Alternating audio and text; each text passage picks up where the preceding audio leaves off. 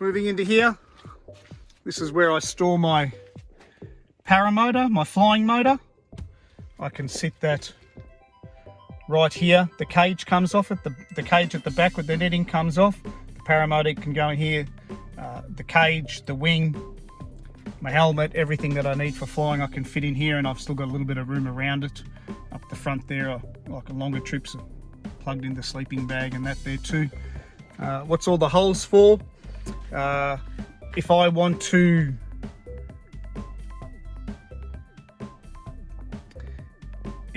sleep on the other side for the night and I need to put the fridge somewhere, the fridge can go in here. Cut out a few holes just so there was a bit more airflow for the back of the fridge so it doesn't overheat. It's the main purpose for the holes.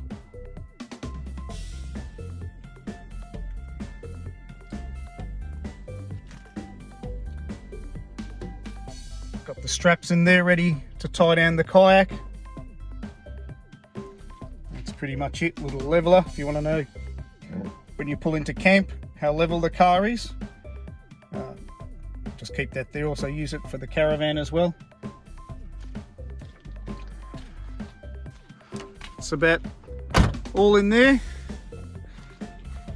Got the rock sliders on this side as well. I have bounced a bit hard so you can see there the rock slider has actually bounced into the door seal there, but without the rock slider would have been a lot more damage. Rock sliders also bounced up into the car there. Obviously gone over something. The rock sliders hit a rock really hard, so the whole thing's just gone up and gone back. But they're doing their job. Welcome back, viewers, to another episode of Spider Willie Adventures. Today, on this beautiful raining Melbourne day, I thought I'd take you around my Nissan Patrol, show you all the upgrades and accessories that I've done. Let's get into that, eh?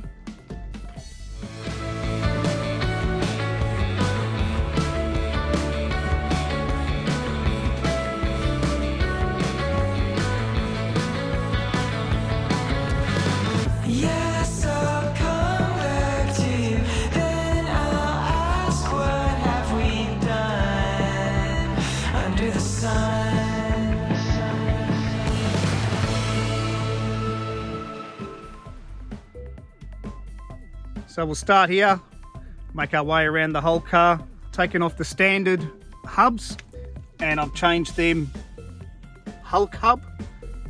So unlike the normal standard ones that have auto and lock, these ones just have free and lock. In the front we've upgraded the suspension.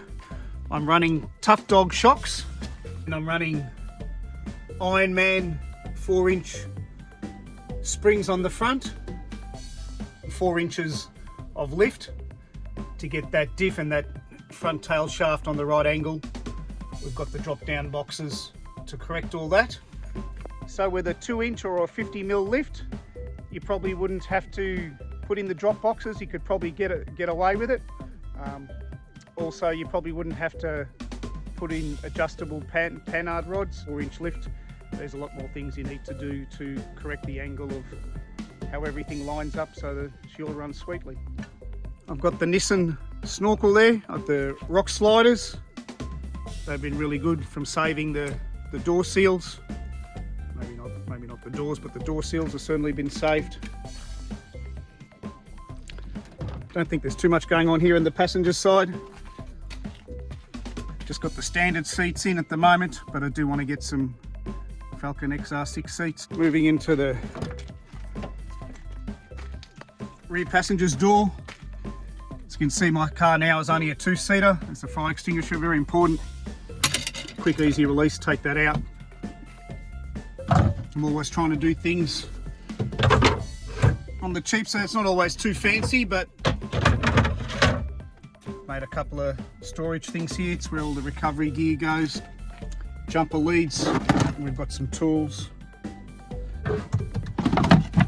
Cut a hole in here. So now it's a lot easier to just chuck the golf clubs in here instead of trying to squeeze them up top. Just slipping away for a night somewhere and I can't be bothered taking the swag and everything. can actually just fold that seat forward down, lay out my hiking mattress in here, and there's plenty of room just to kip for a night or two. Moving around to the rear, my mate Matt welded up my rear bar. A lot of people go with the 2 jerry holders. I was really keen to get my high lift jack on here, so I've done something different. Got that light there as a reverse light, works really well. For the suspension for the rear, 5-inch Tough Dog shocks, and I've got 4-inch spring lift, adjustable panhard rod, just an extendable bracket there with the spring for the brakes. We've also got extendable brake lines. Once you go to 4 inches, you need to extend your brake lines. They've all been done. Got Nissan to install the tow hitch. Going inside the rear now. It is a very good idea having the wheel carrier on a separate arm. The doors are known for the hinges cracking, carrying the weight of the tyres very heavy. It's got the fridge slide. Modified this one. It was actually a bit small, so got some bits from the old one. Whacked them on there with a couple of bits of timber. Got the plug there for the trailer. Got it inside the car. As you know, we go full driving, get a lot of mud in that, so I didn't want to have this sitting there underneath. So towing a caravan, trying to keep this clean of all the mud and crap. Now I got me beautiful drawers. Got another mate made for me, works with this Alucobond material. Got them on some beautiful runners, as you can hear there. Just some storage compartments up top. You see? Once again on those beautiful runners, working really well. That's where I stop all your bit more food and bits and pieces. Your little travel buddy. We've just got the smaller one. Fantastic these. Just chuck your pies, whatever in there while you're driving. With my travel buddy, it only draws 6 amps an hour, where the big ones I think they draw about 10 or 11. So I was just trying to reduce how many amps get drawn. Although I'm only plugging it while the car's driving, it probably doesn't matter. Your little fold down table. Just got to hang that back up. Cut a little slot in the door here. Just store the cutlery. Things like that. A bit of storage there.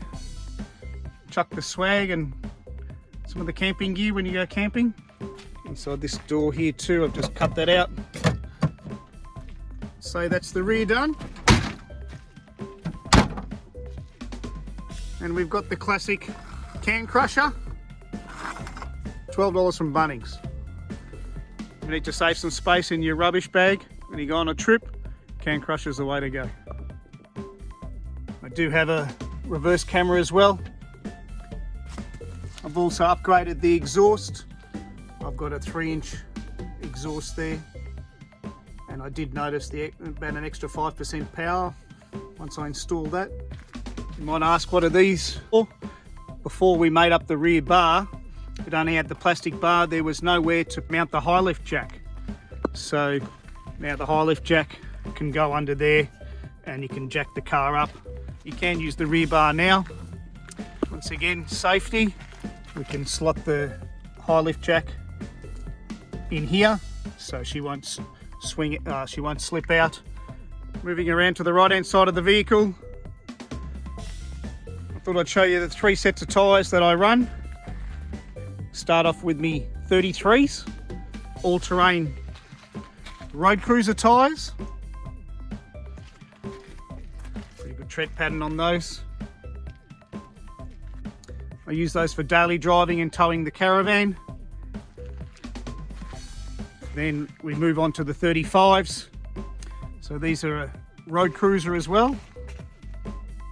Put them on a steel rim, and then they're the mud terrains. There's a decent gap in between each lug there, so as you spin the wheels, the mud can clear.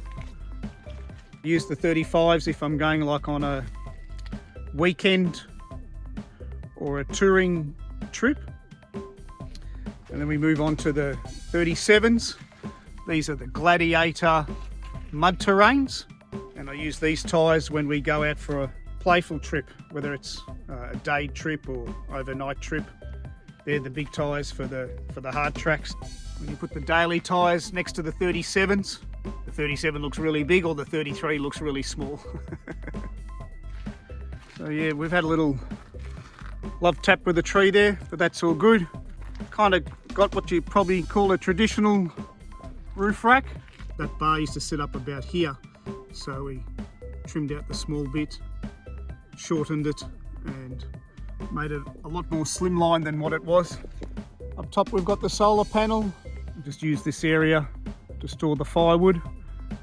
I've got the two metal spike things sticking up there. That's where I'll chuck the Max Tracks on top of those and I can screw them down. Just moving into here. What's all the holes for? If I want to sleep on the other side for the night and I need to put the fridge somewhere, the fridge can go in here and cut out a few holes just so there was a bit more airflow for the back of the fridge. Take in through the driver's door now. The Super Fit car seat covers, they've been pretty good. Recently my big radio died, so that came out.